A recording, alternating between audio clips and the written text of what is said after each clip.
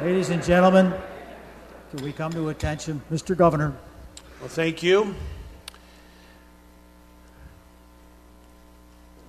President Cullerton and Speaker Madigan, Leader Radonio and Leader Durkin, Lieutenant Governor Simon, and Attorney General Madigan, Secretary White, Comptroller Topinka, and Treasurer Rutherford, members of the General Assembly, distinguished guests, and fellow citizens of Illinois. Good afternoon. I'm here today to propose not only a budget for the next fiscal year, but also a 5-year blueprint that will secure Illinois' long-term financial future. I will be forthright and specific with you. Illinois is in stronger financial position now than we were 5 years ago. Because of the hard choices that we've made, today we're in a position to balance the budget in a way that protects the middle class by providing significant tax relief. We're also in a position to invest in our schools because the future of our economy depends on the quality of our education. 5 years ago, when I took the oath of office, Illinois was headed over a steep financial cliff. We were facing the worst pension crisis in America. Our economy was trapped in the worst recession since the Great Depression. The backlog of bills was on its way to $9.9 billion. And for too many years, our state was overspending. Our revenues did not match our expenditures. Together, we began the long, hard journey to rebuild Illinois. And over the last several years, we've addressed the cost drivers of the financial crisis that I inherited. First, we had to cut state spending by more than $5.7 billion. We slashed wasteful spending. We renegotiated numerous contracts with our state vendors. We reduced our office space by 2.4 million square feet. We cut the use of paper, and pagers, landlines, and cell phones, saving millions for the taxpayer. We also did the hard things to drive down the cost of operating state government. We closed and consolidated more than 50 state facilities. We overhauled our Medicaid program, rooting out waste, fraud, and abuse. We made hard choices to reduce Medicaid spending. We reformed our workers' compensation system. And we made Illinois government more sustainable. We adopted clean technologies, and we moved towards energy-efficient vehicles. Today, we're using far less fuel than we did 5 years ago. We made our government buildings more efficient to save taxpayers money. Illinois now leads the nation in LEED-certified energy-efficient buildings. Today, the cost of running state government is below 2008 levels. We've cut more than $5.7 billion from our budget since I took office.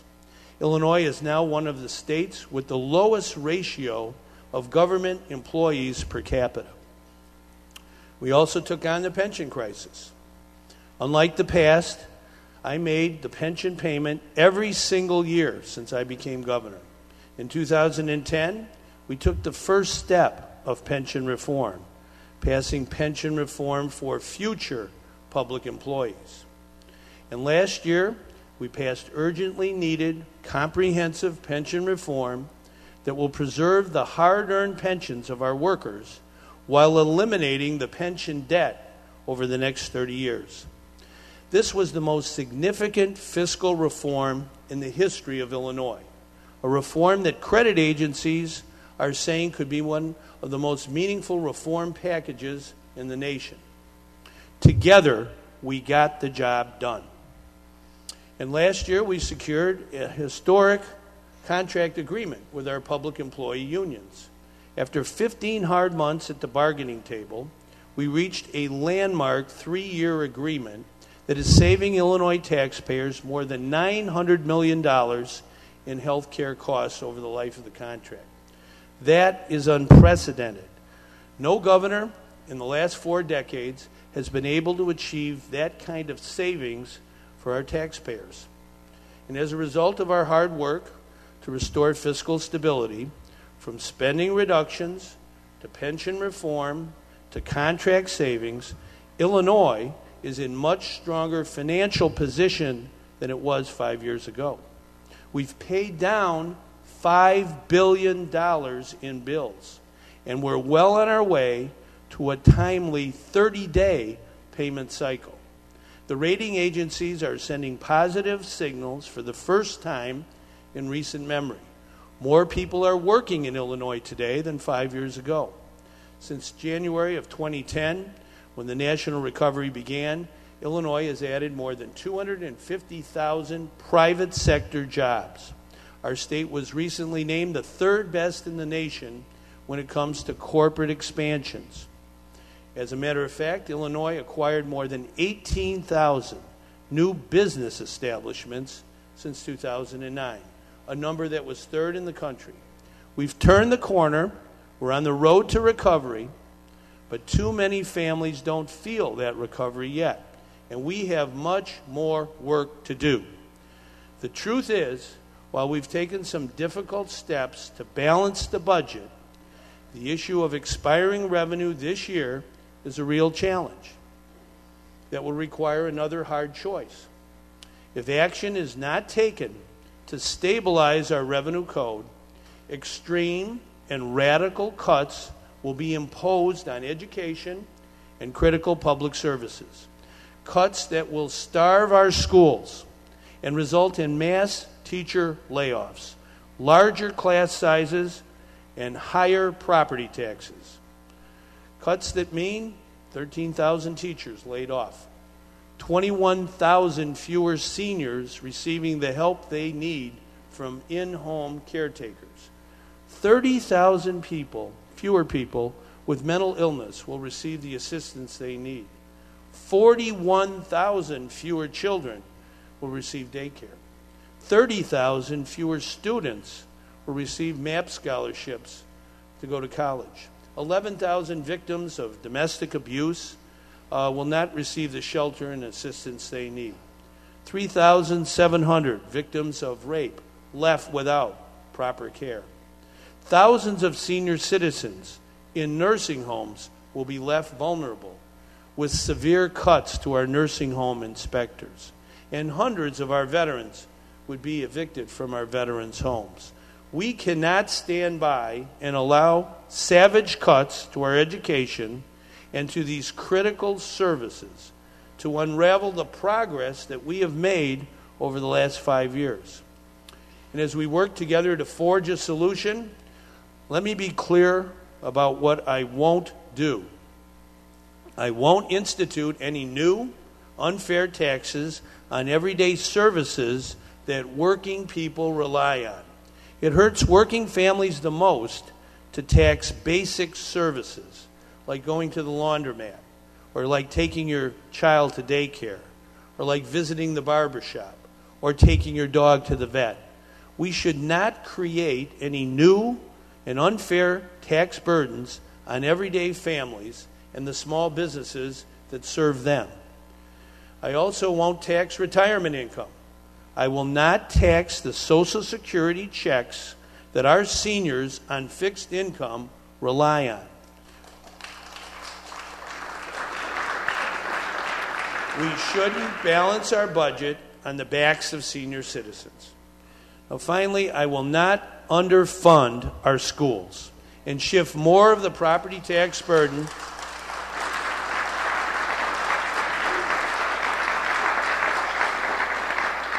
We cannot underfund our schools and shift more of the property tax burden onto homeowners in local school districts.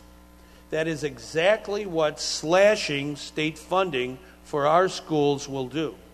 Cutting state education funding not only shortchanges our children, it increases the burden on school districts whose funding is dependent on local property taxes.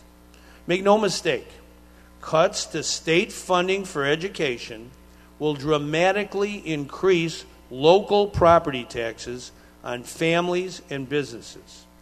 The path forward lies in bold and honest action. Now that we've addressed the roots of Illinois' financial crisis, it's time to take bold steps to secure our long-term financial future, for economic growth and for fairness. Therefore, I propose today a solution that protects our children, protects our working families, and protects our seniors by preventing radical cuts to education and critical services. A solution that provides significant tax relief to homeowners and working families while investing like never before in education and early childhood education. My comprehensive tax reform plan starts with providing every homeowner in Illinois with a guaranteed $500 property tax refund every year. In Illinois, more is collected in property taxes every year than in the state income tax and state sales tax combined. In fact, Illinois has one of the highest property tax burdens on homeowners in the nation, more than 20% above the national average. The property tax is not based on ability to pay. The property tax is a complicated, unfair tax, hitting middle-class families the hardest. Home ownership and home buying are essential to growing our economy. And thanks to the fiscal reform progress we've made over the last 5 years, today we can provide Illinois families with significant new property tax relief. An annual property tax refund that is fair, substantial, and permanent. For too long, Illinois has underfunded its schools and overburdened its property taxpayers. Now, Governor Jim Edgar and I, we don't always agree, but he was right in 1997 when he advocated a plan to use the income tax to invest more in education while cutting property taxes for the middle class. This fundamental principle was right then, and it's right now. It's time for Illinois to confront the fact that we rely too much on a 19th century property tax system to fund the most important mission of the 21st century, educating our children. It's time to do something about this. And that's why my plan calls for the most significant property tax relief in state history. In addition, my plan also calls for doubling the value of the earned income tax credit over the next 5 years. President Reagan once said that this credit was the best anti-poverty, the best pro-family, the best job creation measure we could ever devise. More tax relief for working families raising children will strengthen our economic recovery. My plan also provides for tax cuts for businesses, for job training. Employers know that highly skilled workers are the key to their success in this competitive economy. By lowering the cost to business of training workers, this tax cut makes it easier for them to create new jobs. And it ensures our workers have the skills to drive a 21st century economy. Finally, this comprehensive tax reform plan would maintain current income tax rates, allowing us to balance the budget, properly invest in education, and provide every Illinois homeowner with a guaranteed $500 property tax refund every year. By taking this comprehensive approach to tax reform, we can stabilize the budget for the long term in a way that provides targeted tax relief where it's needed the most to homeowners and to working families raising kids. It's time to move away from the era of annual budget emergencies and temporary solutions. As long as I'm governor, we are not going to accept a future of higher and higher property tax taxes. There's a better way. My plan secures Illinois' long-term financial future in a way that protects middle-class families. And it's a far cry from the fundamentally dishonest plan that says we can do nothing at all and somehow emerge without extreme budget cuts and the property tax increases resulting from them. In addition, our plan includes responsible measures to make sure Illinois lives within its means for years to come. We need to establish solid spending caps to enforce fiscal discipline, to ensure Illinois never again defers its obligations. We also need to build our reserves to protect taxpayers in the event of an economic downturn or an emergency down the road.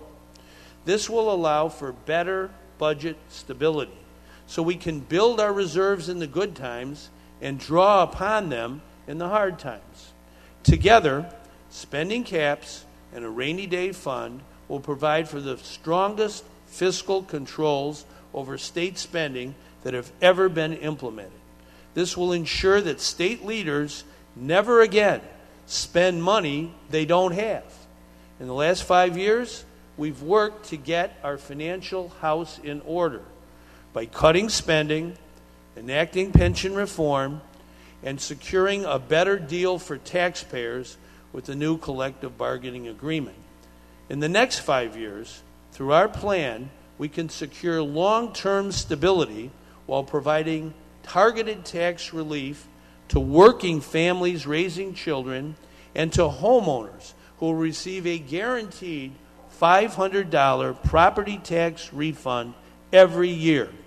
Over the coming weeks, I stand ready to work with each of you to negotiate and pass a budget that provides property tax relief to the middle class and better funds our schools. On this path, we can achieve a state budget that properly funds education, properly funds public safety, and properly funds critical human services. The budget I propose to you today is a 5-year blueprint for growth that will secure Illinois' long-term financial future. It's a plan which invests in our people to strengthen our economic recovery. My plan recognizes that we must continue to repair and invest in our infrastructure. 5 years ago, when I took office, you worked with me in good faith to pass the largest construction program in Illinois history to update our roads, our bridges, and our schools. That program, Illinois Jobs Now, has supported more than 400,000 jobs. We've built and repaired 7,731 miles of road, 1,330 bridges, and 1,048 schools. But there's much more work to do. We must continue to invest in building a world-class transportation system in order to compete in the 21st century. That's why today I'm proposing a bipartisan working group to develop a new capital plan for the next 5 years. In addition, over the next 5 years, my plan calls for the biggest education investment in state history. Every child should have an excellent school. In my State of the State address, I announced a bold Birth to 5 initiative that will drive our economic growth for the next generation. At-risk children who don't receive a high-quality early childhood education are 25% more likely to drop out of school, 40% more likely to become a teen parent, 50% more likely to be placed in special education, 60% more likely to never attend college, and 70% more likely to be arrested for a violent crime. We will never close the achievement gap without our Birth to 5 initiative. That's why my blueprint invests $1.5 billion in Birth to 5. It's a game-changing investment in our economic future. We also need to better fund our elementary and our high schools, our elementary schools and our high schools. In 2011, we worked together to enact landmark education reform that was the model for the nation. Parents are now empowered with a report card on their children's education in school. Teacher evaluations have strong benchmarks. Performance is prioritized over tenure. And I want to thank Senator Kim Lightford, Representative Linda Chaplavia, and all of you for your work on this important legislation. We believe in public education. And with these historic reforms in place, now is the time to increase our investment in the classroom to its highest point ever. Over the next 5 years, we will increase our investments in the classroom by more than $6 billion. In addition, we're moving to modernize our classrooms all across the state. Every classroom in Illinois should be a classroom of the future. The great equalizer in our democracy is public education. All students, no matter where they live, deserve to go to a first-rate school. My plan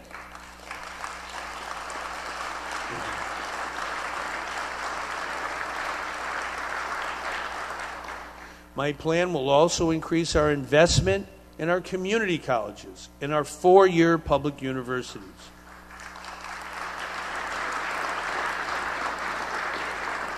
We need to expand opportunities for students to attend college. That's why we will double our investment in the MAP college scholarships for students in need. We also need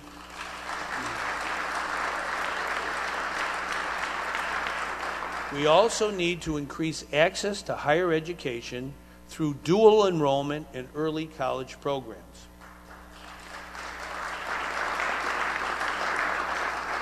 Finally, our financial blueprint will protect state funding to local governments over the next 5 years. Local governments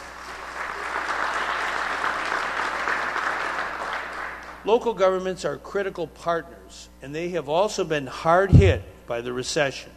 By providing them with the stability they need to fund critical local services like police officers and firefighters, will make sure our local governments share in the growth and recovery of Illinois. I was elected in 2010 to be straight with the people of Illinois and to be straight with you. The truth is, those who are telling you that Illinois can tax less and spend less and still expect to fund education are simply not telling you the truth. The truth is, Illinois is spending less, billions less, even as demands have grown. The truth is, our structural budget reforms that we fought for in the past 5 years are critical to recovery. But alone, they are not enough. We cannot cut our way to prosperity. Today, I propose that we take the path that is honest and responsible, the path that protects everyday families and invests in their future, the honest path that includes some additional hard steps, but leads us out of the era of budget emergencies and into the era of long-term financial security and a booming economy. Our plan is specific, it's concrete, and it's responsible. It balances the budget, and it doesn't shirk our responsibility to our veterans, to our children, to our working families, and to our most vulnerable citizens. I ask each of you to consider the merits of this proposal, and I stand ready to work with you to pass a budget and do the right thing for our children. As President John F. Kennedy once said, our deep spiritual confidence that we will survive the perils of today compels us to invest in the future, to consider and meet our obligations to our children and to the numberless generations that will follow. President Kennedy was right. We are custodians of our children's future. Together we have taken many hard steps in the right direction. We have acted with political courage, and we can continue to do that. Let's keep Illinois moving forward and make the will of people the law of the land. Thank you very much.